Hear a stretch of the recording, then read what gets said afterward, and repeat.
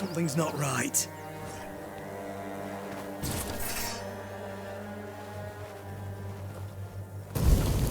I'm not giving up yet!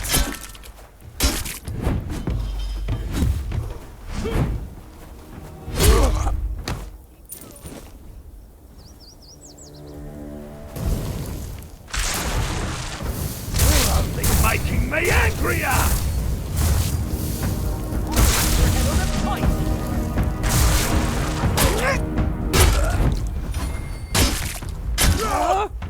You've...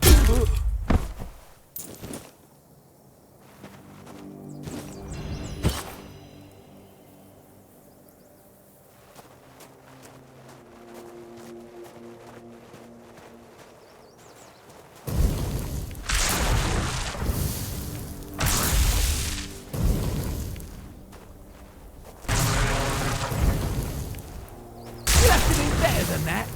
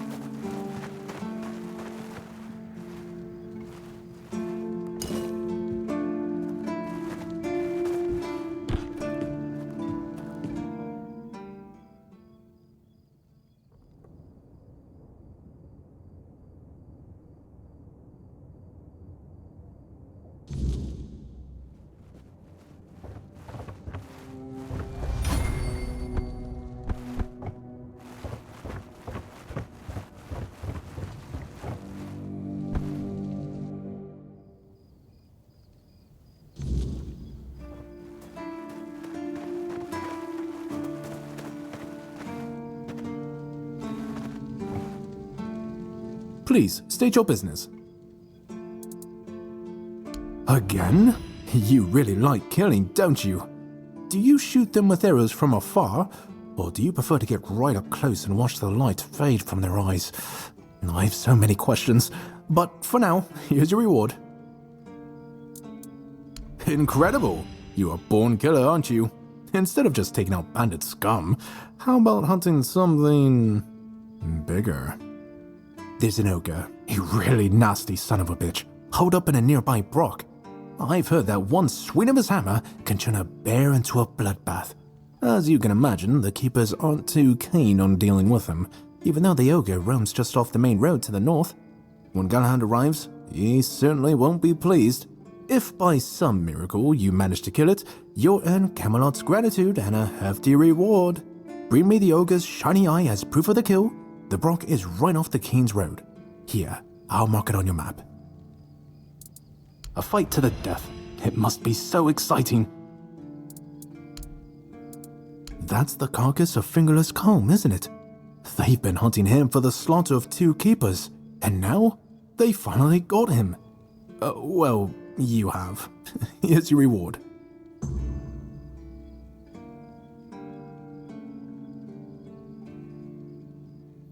Go, the hunter. Do you keep bandits' fingers as trophies? I would.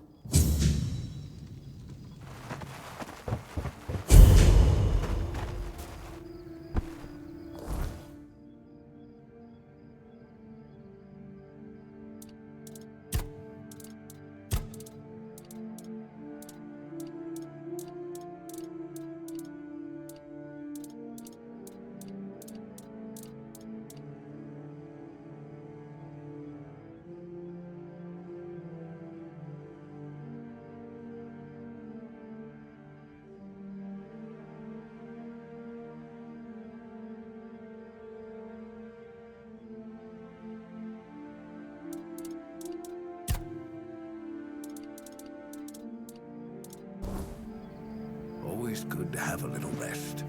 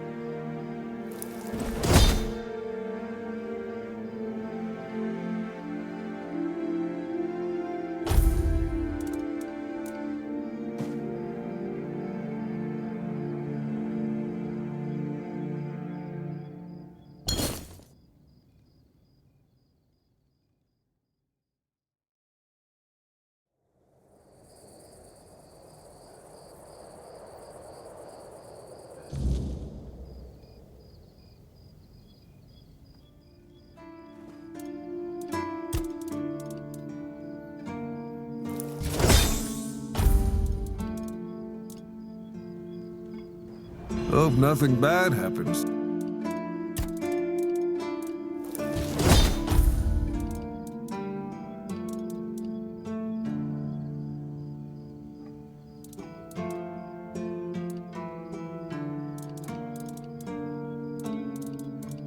Today. You've done it again! Oh, there's real craftsmanship in this one. Keep this up, and folks will be coming to you instead of me. Oh, I've got something else for you, friend. This one will make you sweat, but hopefully you'll come out as sharp as my finest blade.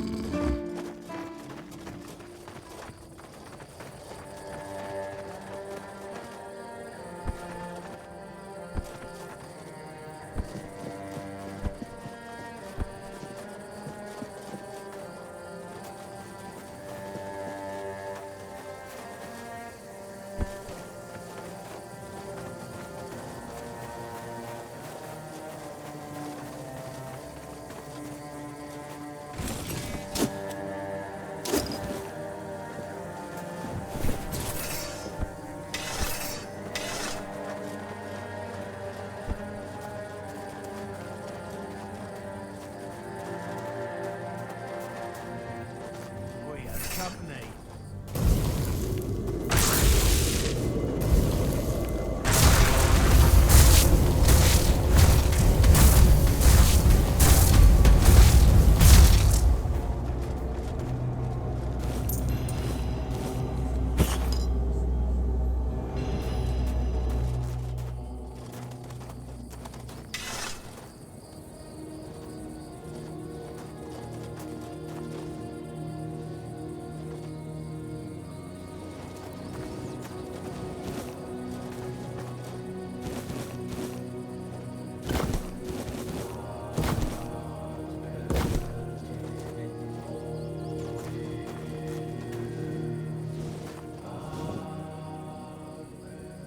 Oh, a new face. I haven't seen you before. It depends on who's asking and why. Nah, I'm kidding. I don't meet many outsiders these days. I'm Marg, a hunter in the service of the Horns of the South.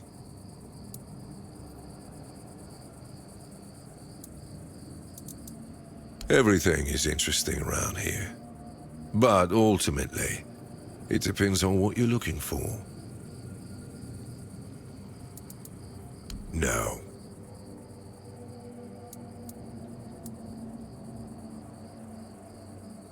I have my reasons. You need to understand that when someone enlists with the Horns of the South, he leaves his former self outside the walls of the keep. His old life, it loses all meaning. If someone comes here and gets political, well, they'll end up disappointed. Well, I don't know if you're aware, but becoming the captain is a curse for any true keeper. It's not the honor others on Avalon seem to think it is. Because the captain answers to Camelot and its representative, Galahad.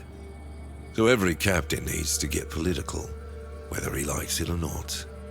And the current Galahad is a real piece of shit. He burns people under any pretext whatsoever, or none at all. He sows terror. I have no respect for the man.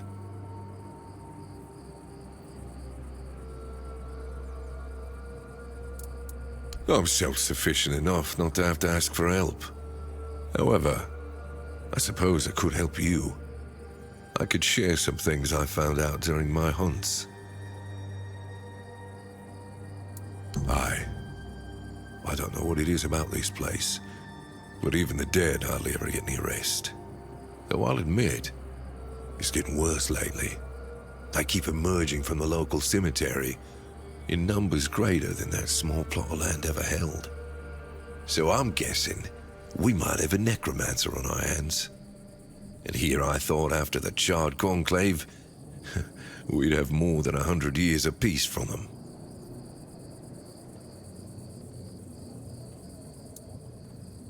Only every century or so. But even that's too often if you ask me. Something seems to draw them here. Well, it's probably all that death. The South has always been restless, and after what happened with the sunken village, I guess death has seeped into the very soil of this land. Must be quite alluring for that lot. Because I'm not stupid or suicidal, I can go up against a few undead, but their masters are a different story. I'm a simple hunter, while they have the power to raise the dead. Arrows are only good against magic if you're far away from the caster, which is impossible in the crypt. But if you decide not to help, I'll have no choice, will I? Or I could just wait for the necromancer to be destroyed by what they summoned. That happens sometimes, from what I've heard. Good. And try not to die. That undead swarm doesn't need any more recruits.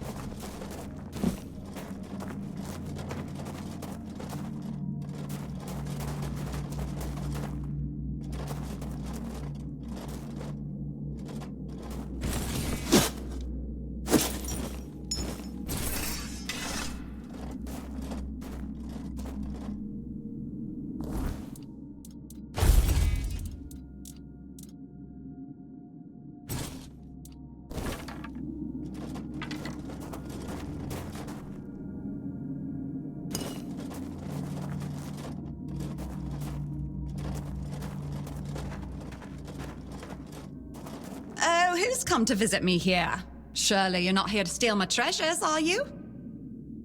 Oh, they call me all sorts of things. Evil spirit, lurking fiend, imp fae, nasty little thieving pest. But really, my name is Mog.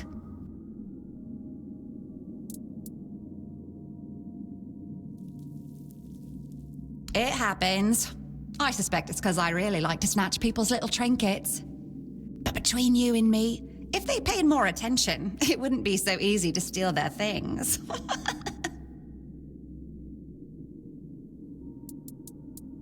Oh, you offend me in my own home. So not nice.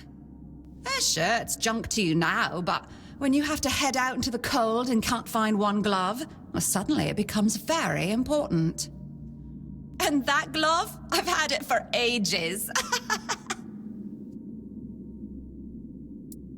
I'm just helping people appreciate the little things, because those are the only things that truly matter in life, right? At least that's what some bores say. Nah, it's just hilarious, watching you all lose your minds over a missing key or a sock. And I've been doing this for centuries. It's second nature by now.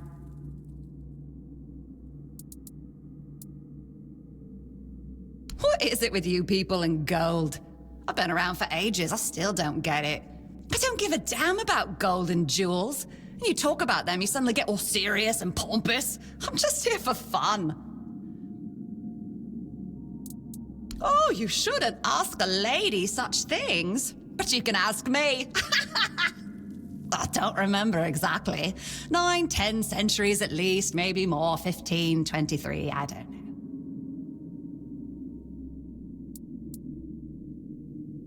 Strange. I thought people liked being buried with their little trinkets and shiny bits. And since I'll be dying soon, a crypt seems perfect. That's right. I used to play tricks on people back in the homelands. Back then, they respected me. But ever since we came to Avalon, it's just been getting worse. They're forgetting. Sometimes someone still tosses salt over their left shoulder for me, or maybe leaves a little bowl of milk with honey outside, but those folks are rare now. And when they all forget me, that's the end.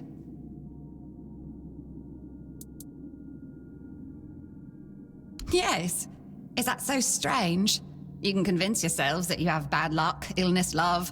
Why not an old crone who steals your pants? No, it's just the natural order of things. I've lived long enough anyway. But since I'm kicking the bucket soon, I could pass on some of my power to you. What you say? Well, before I give you some of my power, I just want something from you. Something stolen. Nothing big or expensive, just a little trinket. Just sneak into someone's house and swipe the shoes, or grab a wooden mug from the tavern. Will you do that for me?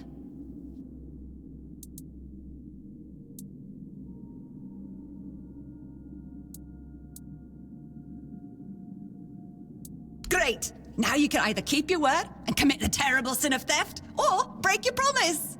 And if you ever feel like a bit of thievery, I'll be waiting right here.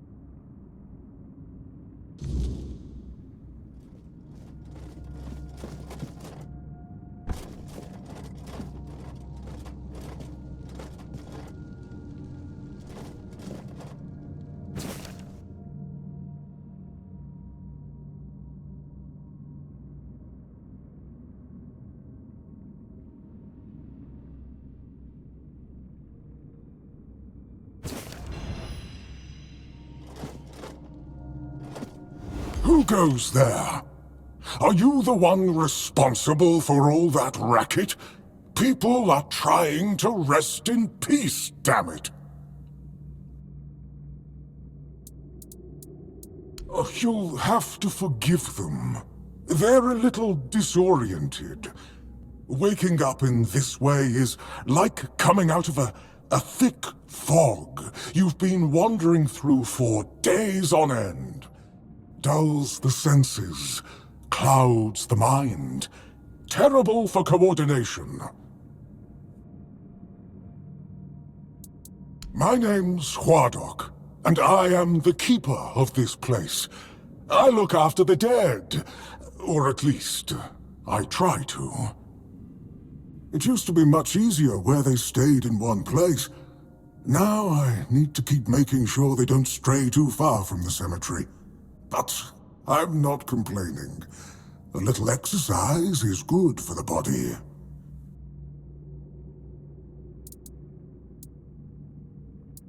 Dead, alive, what's the difference? I am here. I always have been, and I always will be, until the day I'm released from my service. Truth be told, I'm not quite sure.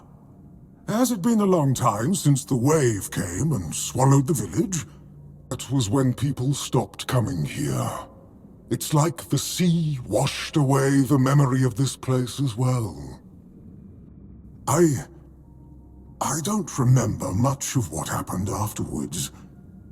I must have fallen asleep for a while.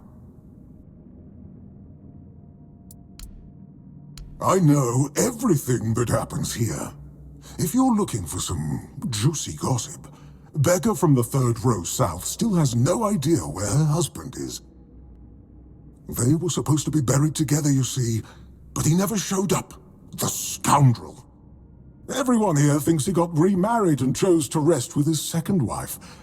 Not me. I think he probably got eaten. Oh, that would be Master. He's been at his experiments again, I'm afraid. Getting the folks around here all agitated. Putting them back to sleep again is going to be such a chore. Master is Master. He commands the dead. I don't know much else. I'm here to serve, not to ask questions. Dunno. Usual. Glowing chalk, candles and dead bodies. I even saw some new faces recently, but they didn't stay long. Because it's my purpose. The sole reason I was brought back. That has never changed, just as I haven't. But I'm happy where I am. The dead need company too, you know. The folks here were forsaken by the living. At least I can make sure they're not lonely. You want me to betray his trust that easily? We barely know each other. I wouldn't tell you even if I could. Interested in local history, are you? Good, good. The memory of those who came before us should be preserved. I can let you in. There is a small fee of 5 gold coins, for the upkeep of the cemetery, of course. It's constant work, as you can clearly see, and my petitions for additional funds seem to have fallen on deaf ears.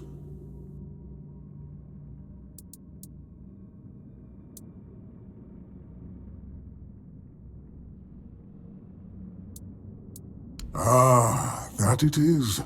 But there's only so much I can do on my lonesome. I cannot ask any of these old folks for help. They're not bound by worldly affairs anymore. The only thing they have left is time, and it wears them down just as much as it does their homes. Oh, you should have said so from the start. Did you know that some prominent keepers rest in this place? You should pay your respects. Oh, and when you're back, please remind your captain of this place. It's in a dire condition. It requires his immediate attention.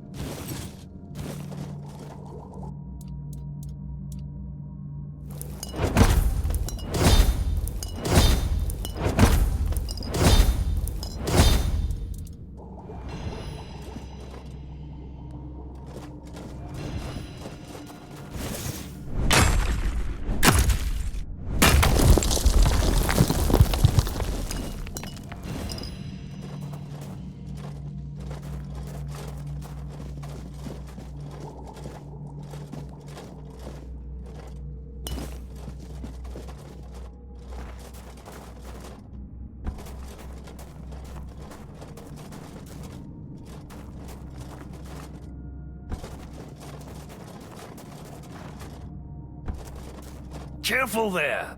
Try not to step on the array. It's advanced magic. Very fragile. Stop. Well, what I am doing here is very important. Besides, I'm hardly hurting anyone. Well, anyone that matters, that is.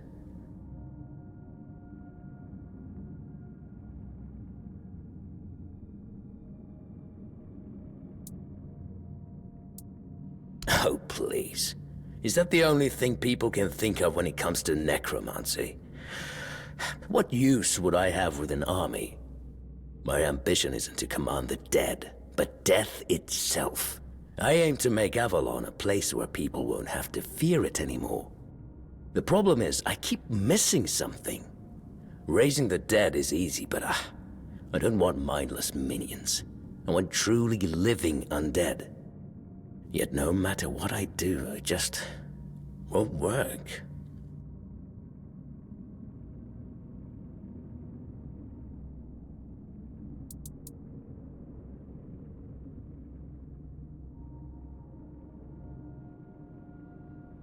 Nonsense. The process, as you aptly called it, holds no secrets from me. I have studied its every stage, every aspect, all while keeping meticulous records. It's almost insulting how straightforward it is, how little variety there is at its very core. Death truly does make all of us equal. And yet, capturing the connection between the flesh and the spirit continues to elude me. No matter how I approach it. I've even tried to force it, but to no avail.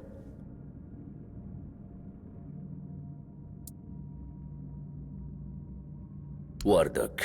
You mean the servant? I'm not sure where you got that idea, but he is indeed merely a minion. Quite a sophisticated one, I'll admit, but he's never said more than 2 words to me. Fine. If you wish to waste your time with him, go ahead. Who knows, maybe his first master simply forbade him from speaking his mind. Still, don't hold your breath for any groundbreaking insights.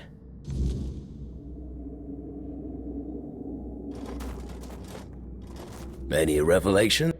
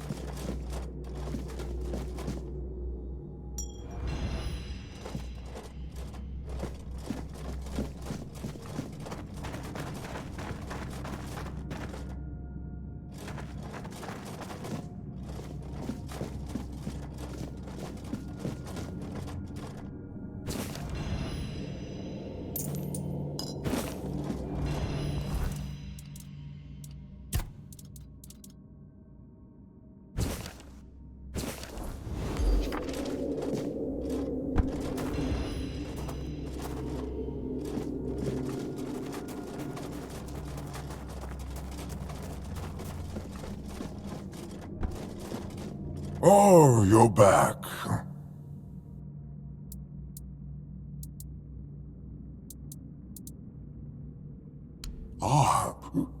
No. I just don't think we have anything to talk about. I don't mean any offense, but truth be told, they're all the same to me. Every one of them thinks they're reinventing death or breaking the circle of life. And the only thing they're doing is disturbing some honest folk in their rest. You see? I couldn't tell. I don't mean any offense, but they're all the same to me. Every one of them thinks... No! I'm sure he won't be the last. This place is very popular with their kind for some reason, and they always leave it in such a state. It's not like it would hurt them to pick up a few bones and put them back in place. I don't have much choice, do I? But I don't mind the service. I like being around the dead. It's just the constant cleanup that gets to you after a while. Oh, does he now? That's quite admirable. And rather unusual for his kind. Normally they act as though they know all there is to know, yet they always end up baffled by their failures. Oh, I'd love to help, but alas, I'm not certain I can. You see, death is intensely personal, and as such, quite indescribable.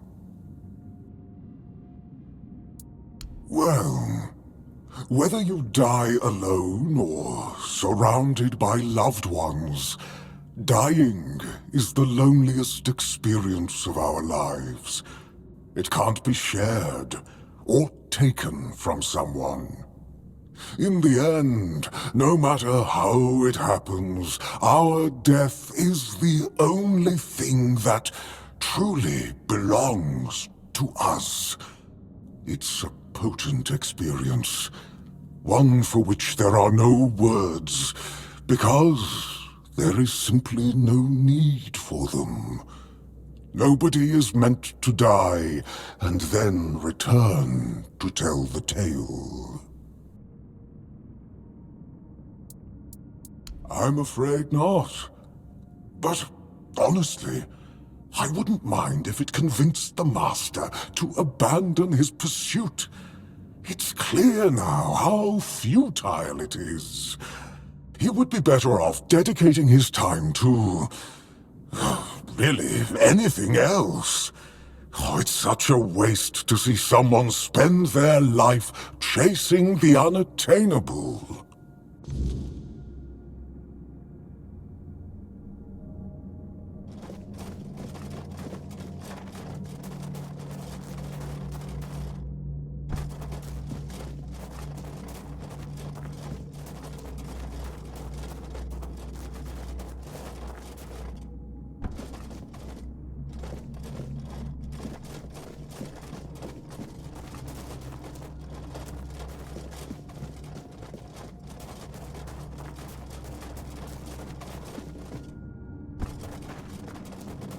Well, what earth-shattering revelation do you have for me?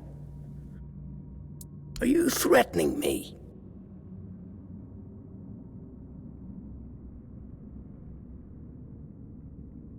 Are you out of your mind? Abandon my life's work when I'm on the brink of success? No! Tell me what the servant said. That's, No, it can't be that simple. It sounds so sentimental. I don't believe in things that are indescribable or unmeasurable.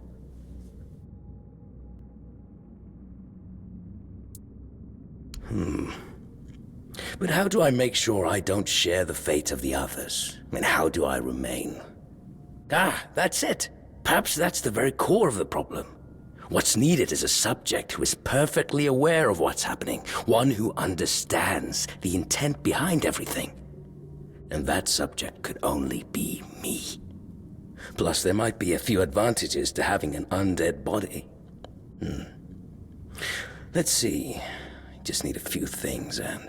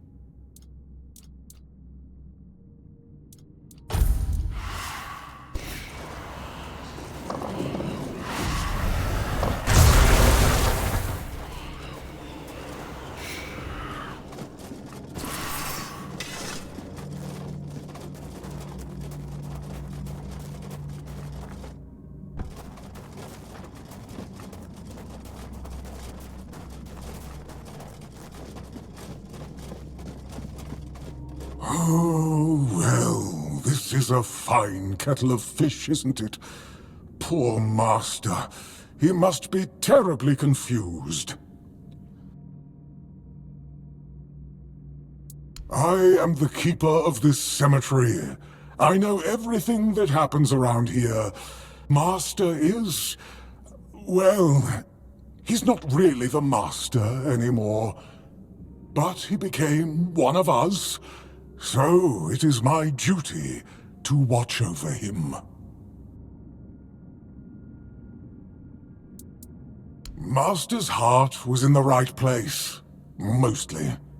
But his head was always all over the place. The dead, you see, they have simple needs and simple regrets. When there's too much clutter, things can get tangled up. But who am I to dwell on such matters? I'm just a simple servant, after all. Things like this are far beyond my understanding. Oh, it's very kind of you, but there's no need to worry. I will take care of him, just as I care for the others. I cannot promise he will be happy, but I'll at least make sure he'll be at peace. His mind has always been so tormented. He deserves some respite. Oh, please, visit any time. I'm sure it'll make him happy. And I suppose I won't be going to sleep just yet. Not while the Master is still adjusting to his new state. It might be a good time to tidy up around here. Who knows? I might stumble upon a few useful items for your journey. So, don't be a stranger. Oh, you're back.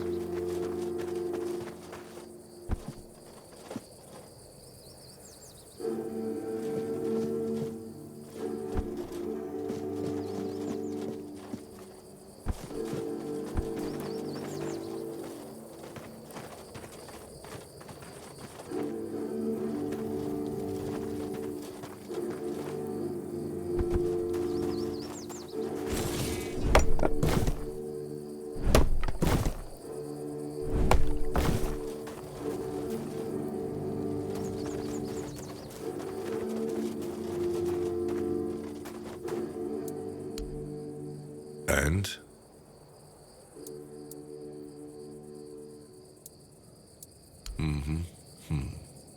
Your secrecy doesn't exactly inspire trust, you know. But I have no choice but to take your word for it. You can report back to the quartermaster that the job's done.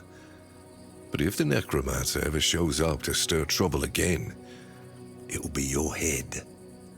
Since you've proven you're brave enough to face the undead, I take it you're not afraid of the night either, are you? I might have another job for you if you're interested. A little while ago, another traveler came through here bragging that he found a place where you could easily gather ethereal cobwebs. He was supposed to return with proof, but, well, I'm afraid he may have met an unfortunate end, as often happens. But I'm still curious about the place he mentioned. It's just a stranger who wanted to share the fire for a while. I never ask his name. I didn't see the point. There are those on Avalon who love the thrill of braving the night. They don't usually live very long. I think he mistook me for a kindred spirit. When you wander through the weirdness and observe the creatures it has altered, you'll notice a strange substance covering them. That's ethereal cobweb. But no one knows where it comes from. Although some scholars suspect it's the weirdness in its tangible form. I thought it could only be harvested from the bodies of those changed by the weirdness. But if that traveler was right, then there might be an easier way. Or to build a weirdness-repelling fire, of course. Look, if you're ever out at night with no safe place to shelter, ethereal cobwebs can save your life. It's like a temporary personal menhir. But the problem is, ethereal cobwebs can only be gathered at night. And I'm not exactly keen on needlessly putting myself at the mercy of the weirdness. I've got obligations to the keep and my brothers in arms. I can't let them starve or freeze just because I'm a little curious, can I? That's good. Hand me a map. I don't know the exact location, but you should find it in this area. Good luck.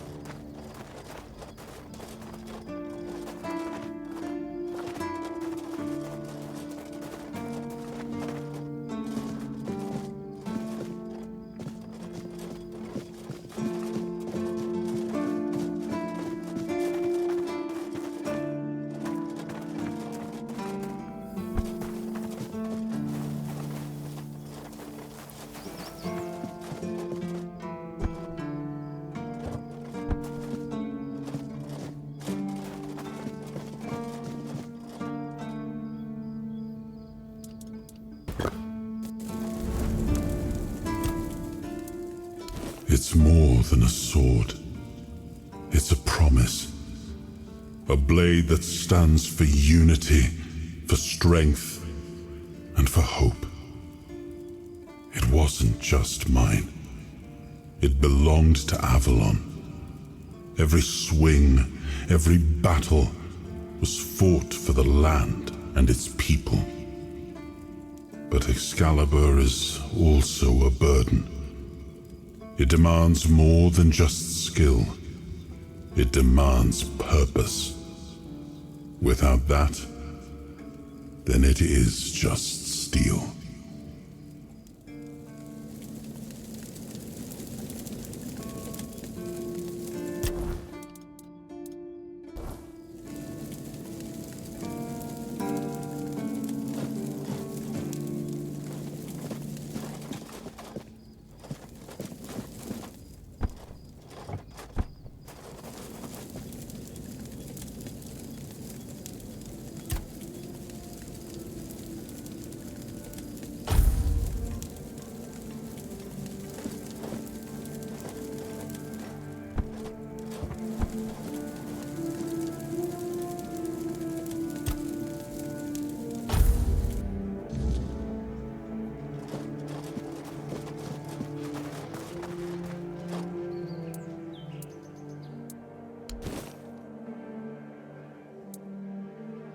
Yes?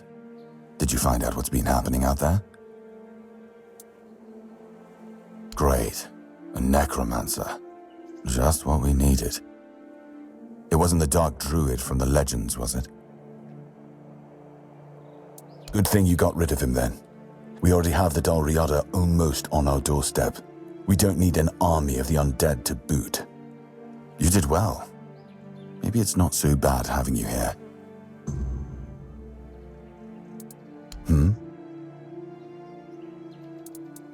You've done your part and proven your worth. All right, you deserve the truth. You won't find the captain at the Horns of the South. He ordered us to lock down the keep, and then he disappeared. I have my suspicions about where he might be, but I can't say for sure.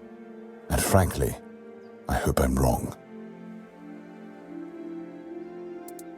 I don't like your tone, my friend. But all right.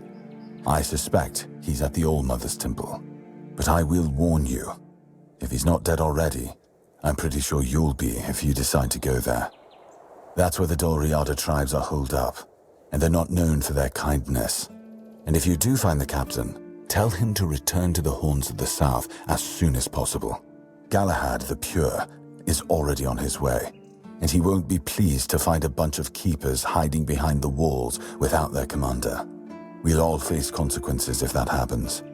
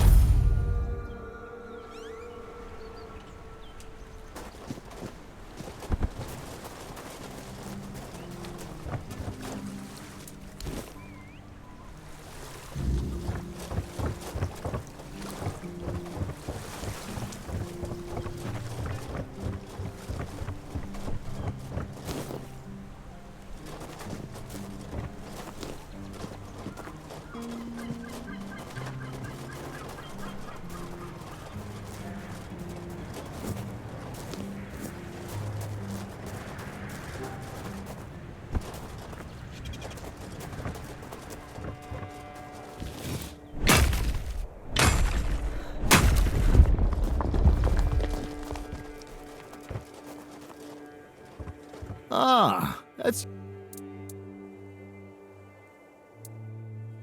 No.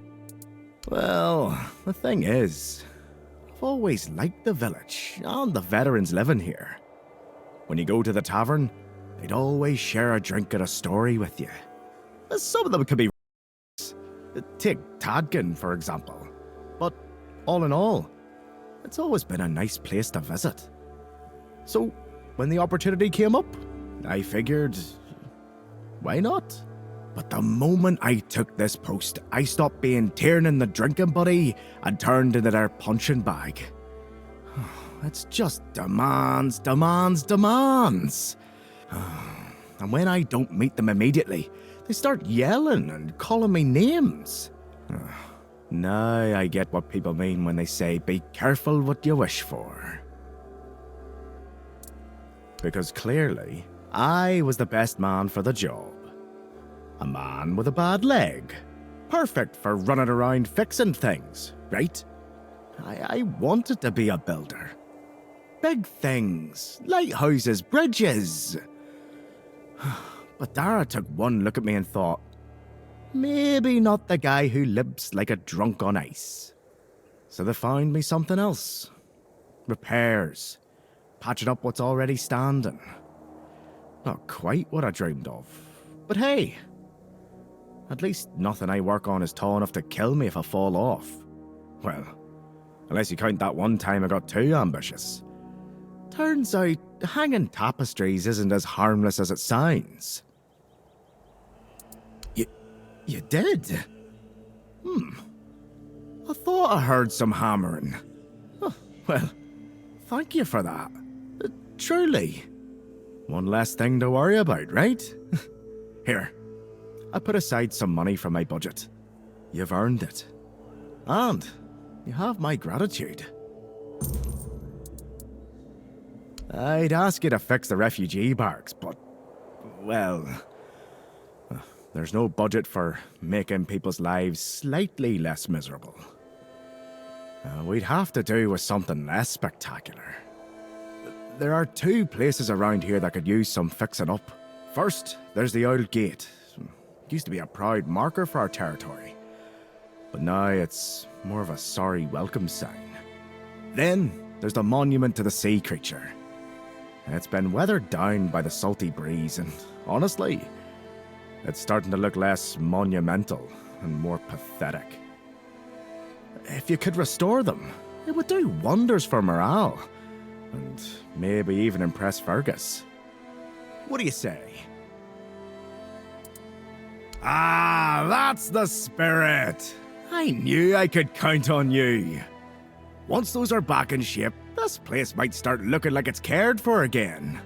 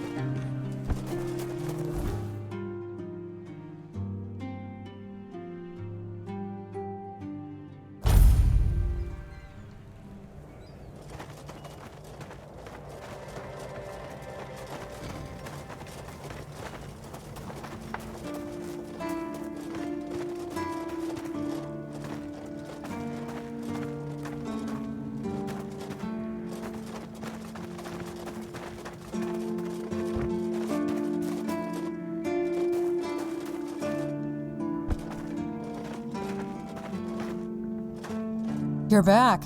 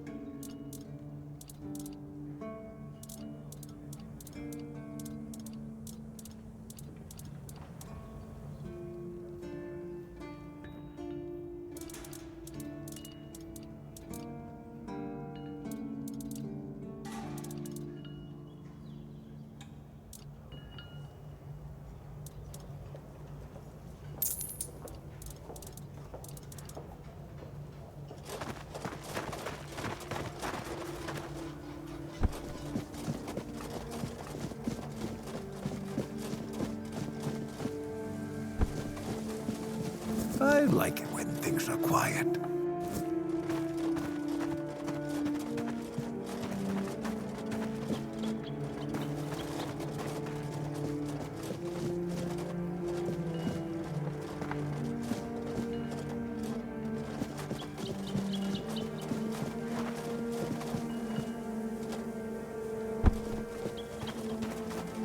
Sometimes it's nice to just sit and think.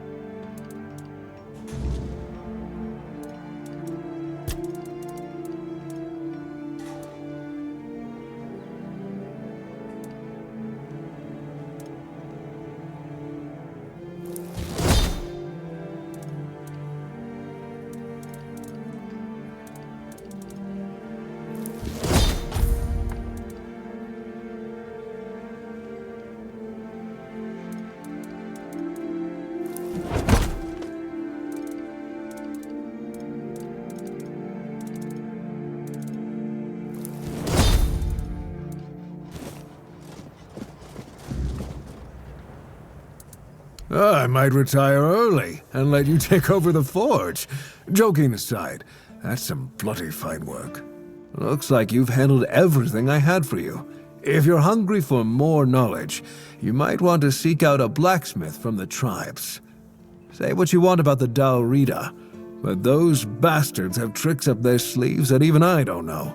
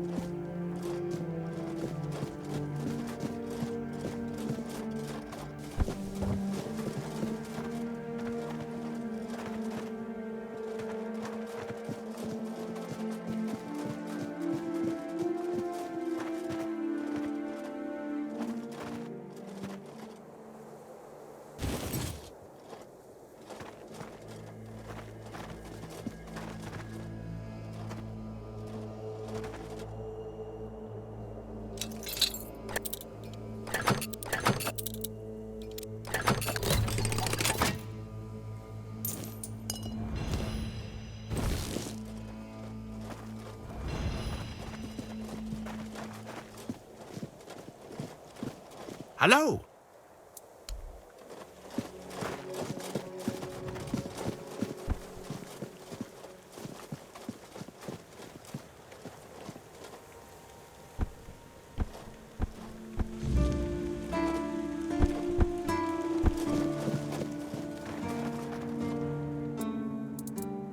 I try not to, but I won't lie, sometimes I get bored out of my mind. That's the thing about this place. One day, you're patrolling outside the walls, where everything's trying to kill you. You have to stay sharp, keep your eyes open. One slip and you're dead. Then, the next day, they stick you on the walls and nothing happens. It drives me crazy. Like what? Crocheting? No, thanks. I tried, I don't have the patience. At least drinking and gambling with the old guard gives me a bit of a thrill. You can't get too comfortable, you know? One moment you let your guard down and the next a red cap's cutting you to ribbons. Oh, don't even get me started. Now they suddenly realise it's dangerous outside? Just because some Dalriatas showed up at the temple. It's always been dangerous. Locking us up behind the walls only proves we're scared. And we will be, because there's nothing worse than sitting around, useless, waiting for something to happen. You mean the weird stuff? It's too far. Just weird shadows skirting around the barrier. But that's all. But I hear things sometimes, especially when it gets real quiet in the dead of night. One time, I could have sworn I heard the old market come back to life. It chilled me to the bone, worse than this damn wind. If you hear something whispering, best not to whisper back.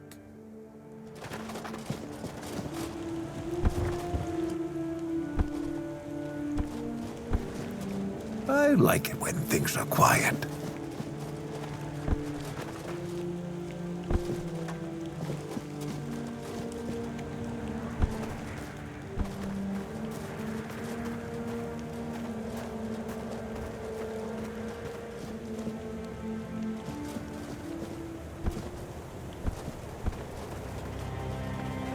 I have no choice but to defend. From a fine.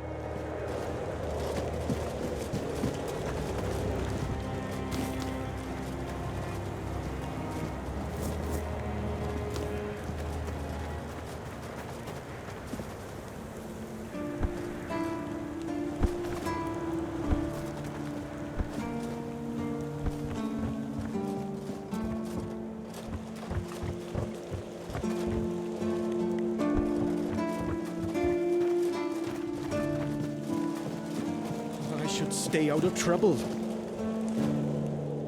You better not be.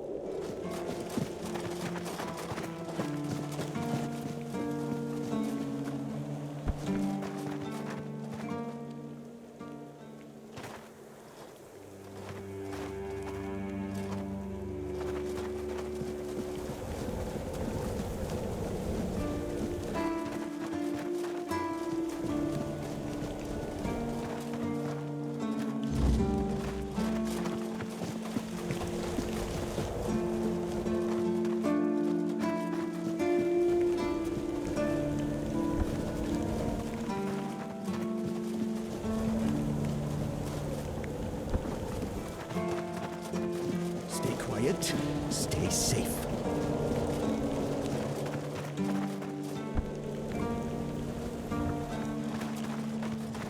Just passing through. Good.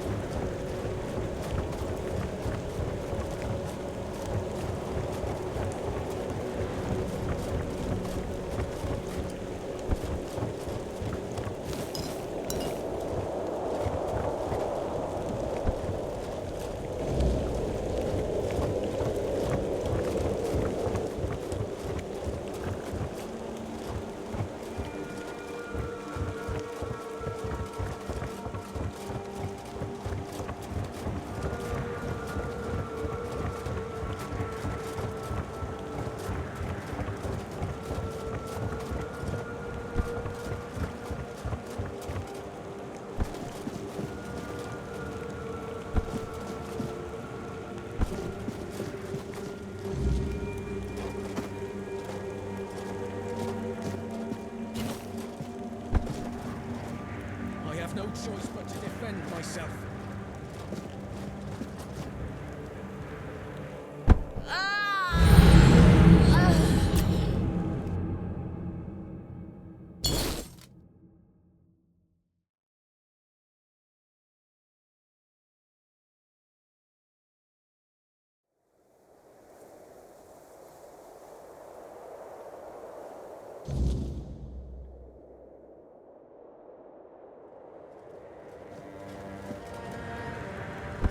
I have no choice but to defend myself.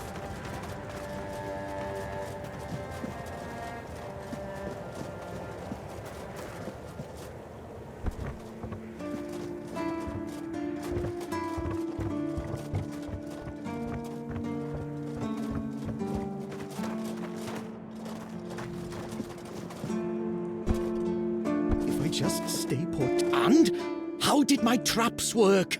Quite the technological marvels, aren't they?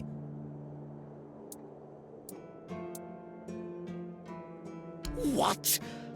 I'm giving you the opportunity to take part in the greatest campaign since King Arthur's time, and you're asking for money? You have no idea what we're doing here, do you? What I can achieve with your help, since I can't leave this damn keep.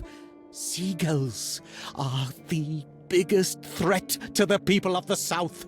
They steal food. Their caustic shits destroy tents and roofs. And when they're really hungry and gather in flocks, they can even kidnap children.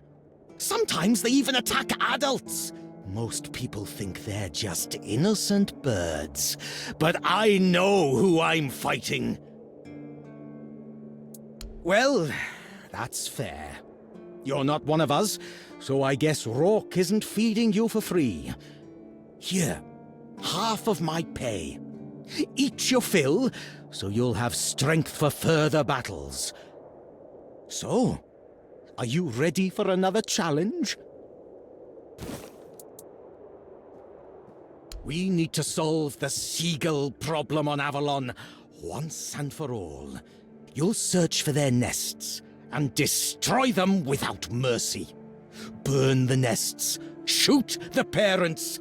It's the only way to eradicate the evil for good. Serious times call for serious measures and decisive people. I see no other way. The nests will keep coming back, but don't even think about giving up. Only consistency will save us. There will be less of them with time, you'll see. Go. Fulfill your mission, my brave first officer. Are the skies any...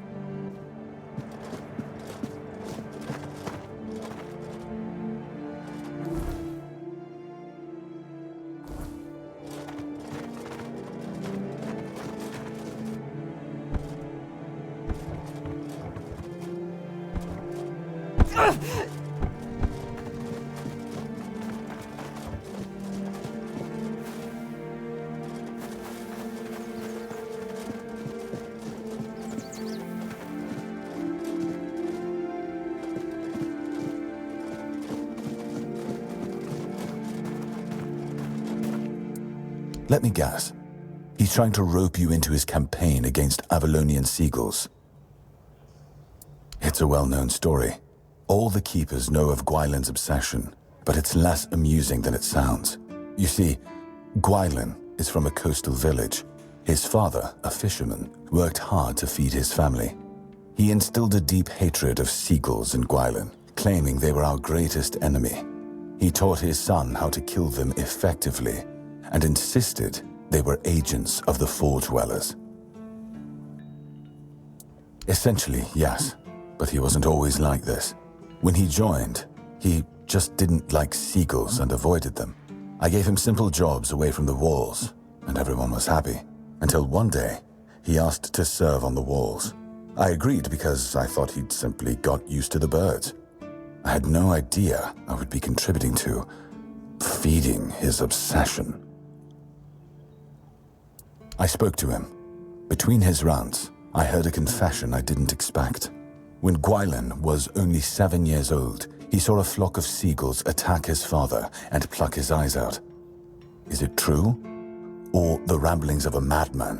It's not for me to decide. Don't get me wrong, Gwylin is harmless, and he's a good soldier, but he can't be helped.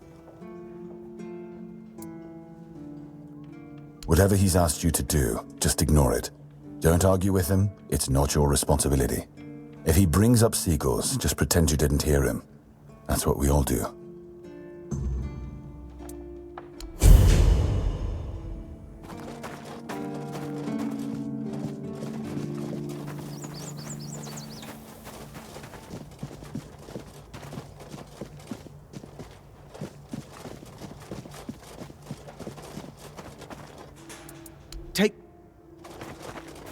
Guess you'll see the truth.